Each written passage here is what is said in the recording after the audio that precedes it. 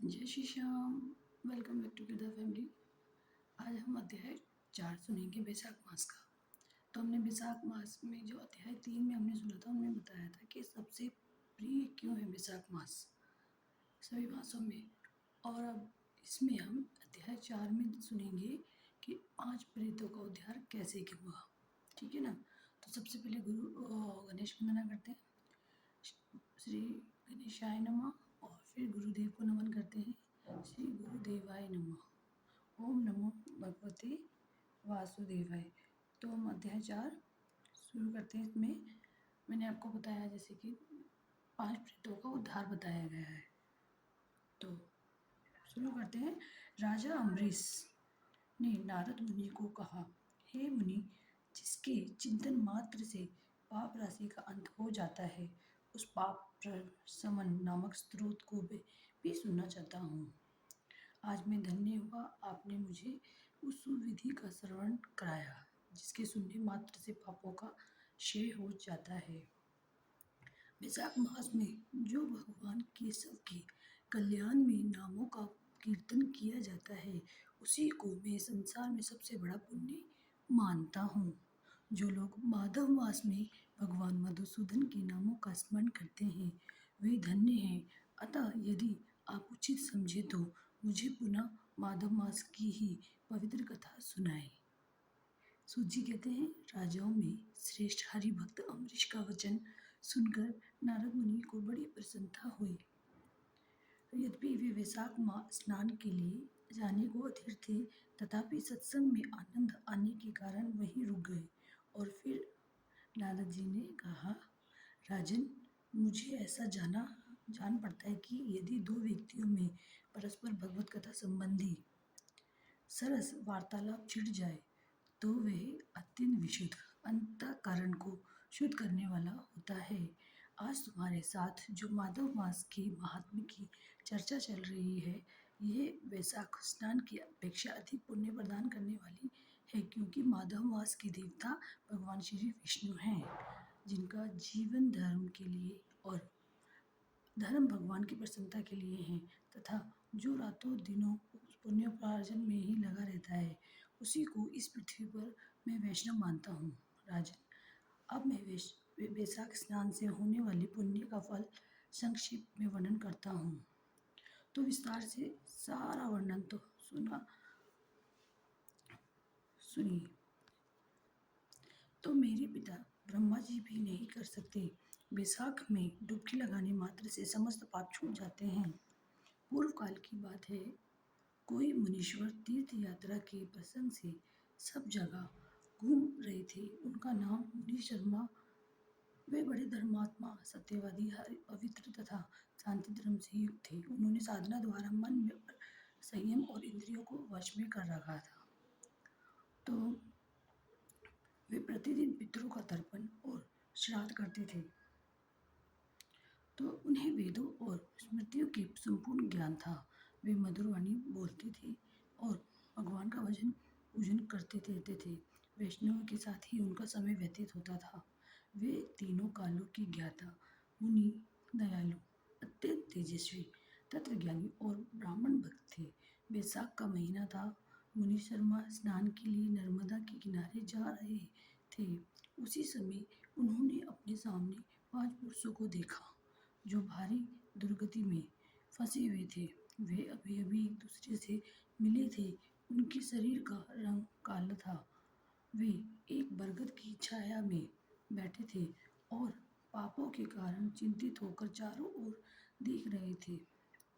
उन्हें देखकर मुनि शर्मा बड़े आश्चर्य में पड़े और सोचने लगे कि भयानक वन में मनुष्य कहाँ से आए। मुनि शर्मा सोचने लगे, इनकी हालत बड़ी दयनीय है, पर इनका आकार बड़ा भयंकर है। ये पाप भागी चोर तो नहीं है। मुनि शर्मा जो ही इस प्रकार विचार करने लगे, उसी समय 5 पुरुष उनके पास आए और हाथ जोड़कर मुनि शर्मा से बोले, हे वीरवर, मैं हमें आप कल्याण में पुरुषोत्तम जान पड़ते हैं। हम दुखी जीव हैं, अपना दुख विचार कर आपको बताना चाहते हैं। हे मुनि, आप कृपा करके हमारी कथा सुने, क्योंकि साधु पुरुष अपनी दृष्टि मात्र से पीड़ितों की पीड़ाएं हर लेते हैं।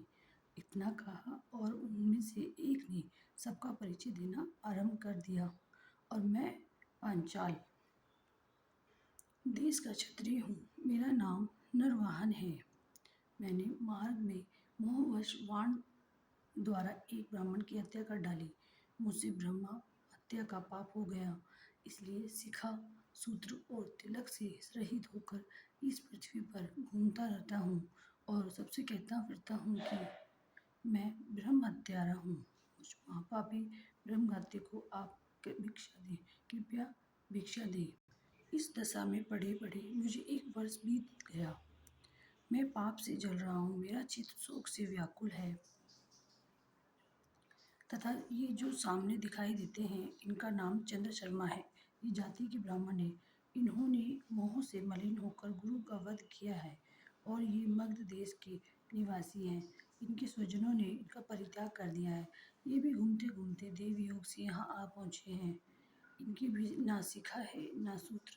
ब्राह्मण का कोई भी चिन्ह इनके शरीर में नहीं रह गया है। इनके सिवा जो ये तीसरे व्यक्ति हैं, इनका नाम देव शर्मा है। हे मुनि, ये भी बड़े कष्ट में हैं। ये भी जाति के ब्राह्मण हैं, किंतु मोहवश वेश्या की आसक्ति में फंसकर शराबी हो गए थे। इन्होंने भी पूछने पर अपना सारा हालचाल सच कह सुनाया है।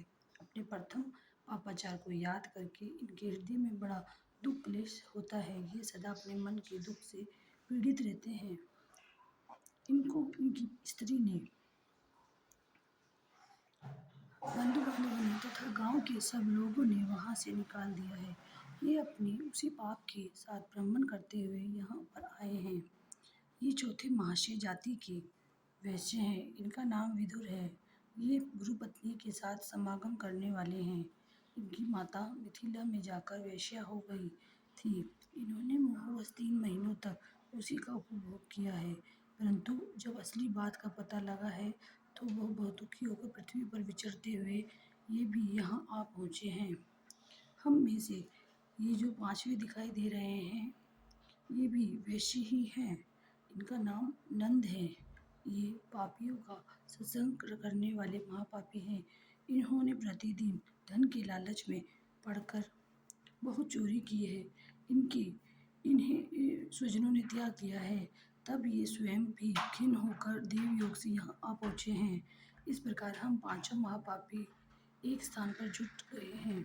हम सब के सब दुखों से घिरे हुए हैं। अनेक तीर्थों में घूम घूम के आए हैं, मगर हमारा कोई पातक नहीं मिटता। आपके तेज को देखकर हम लोगों का मन प्रसन्न हो गया है। आप जैसे साधु पुरुष के पुण्य में दर्शन से हमारे पातकों को अंत होने की सूचना मिल रही है। हे स्वामी, कोई ऐसा उपाय बताइए जिससे हम लोगों के पापों को नाश हो जाए। प्रभु, आप वेदों की ज्ञाता और परम दयालु जान पड़ते हैं। आपसे हमें अपने उद्धार की बड़ी आशा है। मुनि शर्मा ने कहा, तुम लोगों ने अज्ञानवश पाप किए हैं, किंतु इसके लिए तुम्हारे हृदय में खेद है तथा तुम सबके सब सच बोल रहे हो। इस कारण तुम्हारे ऊपर कृपा करना मेरा कर्तव्य है। तो मेरी सत्य बातें सुनो। पूर्व काल में एक समय जब मुनियों का समूह एक जगह एकत्रित हुआ था, उस समय मैंने महर्षि अंगिरा के मुख से जो कुछ सुना था वही वेद शास्त्रों में भी देखा। वे सबके लिए विश्वास करने योग्य हैं। मेरी आराधना से संतुष्ट हुए भगवान स्वयं भगवान विष्णु ने भी पहले ऐसी ही बात बताई थी। वे इस प्रकार है, भोजन से बढ़कर दूसरा कोई तृप्ति का साधन नहीं है। पिता से बढ़कर कोई गुरु नहीं है। ब्राह्मणों से उत्तम कोई पात्र नहीं है दूसरा, व तथा भगवान विष्णु से श्रेष्ठ कोई भी दूसरा देवता नहीं है।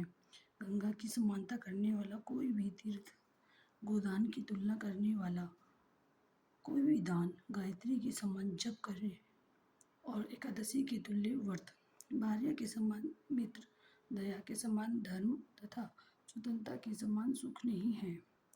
गृहस्थ से बढ़कर आश्रम और सत्य से बढ़कर सदाचार नहीं है। इसी प्रकार संतोष के समान सुख तथा बैसाख मास के समान महान पापों का अपहरण करने वाला दूसरा कोई दूसरा मास नहीं है। वैशाख मास भगवान मधुसूदन को बहुत ही प्रिय है। गंगा आदि तीर्थों में तो वैशाख स्नान को सुयोग अत्यंत दुर्लभ है। उस समय गंगा, जमुना तथा नर्मदा की प्राप्ति कठिन होती है। जो शुद्ध हृदय वाला मनुष्य भगवान के भजन में तत्पर होकर पूरे वैशाख मास में प्रातःकाल गंगा स्नान करता है, वे सब पापों से मुक्त होकर परम गति को प्राप्त होता है। इसलिए पुण्य के सारभूत वैशाख मास में तुम सभी पाठक की मेरे साथ नर्मदा तट पर चलो और उसमें गोते लगाओ। नर्मदा के जल का मुनि लोग भी सेवन करते हैं। वह समस्त पापों की भय का नाश करने वाले हैं। मुनि के इस प्रकार के कहने पर वे सब पापी उनके साथ पुण्य प्रदान करने वाली नर्मदा नदी की प्रशंसा करते हुए उसके तट पर गए। किनारे पहुंचकर ब्राह्मण श्रेष्ठ मुनि शर्मा का चित्त प्रसन्न हो गया और उन्होंने वेदोक्त विधि के अनुसार नर्मदा के जल में प्रातः स्नान किया। फिर पांचों पापियों ने भी मुनि शर्मा के कहने से ज्यों ही नर्मदा में डुबकी लगाई, त्यों ही उनके शरीर का रंग बदल गया और तत्काल स्वर्ण के समान कांतिमान हो गया। फिर मुनि शर्मा ने सब लोगों के सामने उन्हें अपने पाप परमशम नामक स्त्रोत सुनाया। वैशाख मास महात्मा अध्याय 4 समाप्त हुआ।